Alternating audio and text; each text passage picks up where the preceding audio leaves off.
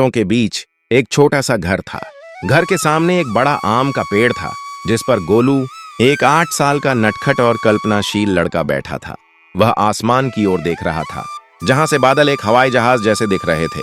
गोलू के हाथ में एक पुरानी टूटी हुई पेंसिल थी, जिसे वह बड़े ध्यान से देख रहा था। गोलू मन ही मन, काश मेरे पास कोई जादुई पेंसिल होती जिससे मैं कुछ भी बना पाता और वो सच हो जाता। अचानक उसकी पुरानी पेंसिल चमकने लगी। एक नीली रोशनी उससे निकली और पेंसिल पूरी तरह से ठीक हो गई, बल्कि पहले से भी ज्यादा नई और चमकदार हो गई। गोलू हैरान रह गया। पेंसिल अब गोलू के हाथ में नाच रही थी। गोलू ने डरते डरते एक कागज पर एक छोटी सी चिड़िया बनाई।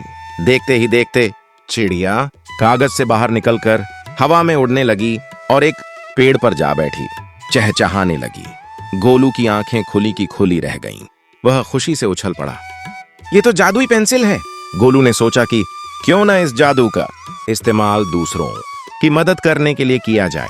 गांव में पानी की कमी थी। गोलू ने पेंसिल उठाई और एक बड़े से कुएं का चित्र बनाया। जैसे ही उसने चित्र पूरा किया, जमीन से पानी का फव्वारा फूट पड़ा और एक साफ पानी का कुआं बन गया। गांव वाले यह देखकर खुशी से झूम उठे। एक दिन गांव में एक बड़ा तूफान आया। सभी घर टूट गए और खेत बर्बाद हो गए। लोग बहुत दुखी थे। गोलू ने अपनी जादुई पेंसिल उठाई और एक एक करके सभी घरों को फिर से बनाना शुरू किया। उसने मजबूत छतें और पक्की दीवारें बनाई। उसने हरे भरे खेत भी बनाए, जिन पर सूरज की रोशनी पड़ रही थी।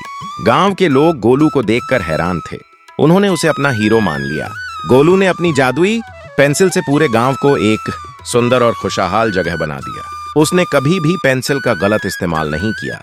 वह जानता था कि असली जादू उसकी कल्पना और दूसरों की मदद करने की इच्छा में है।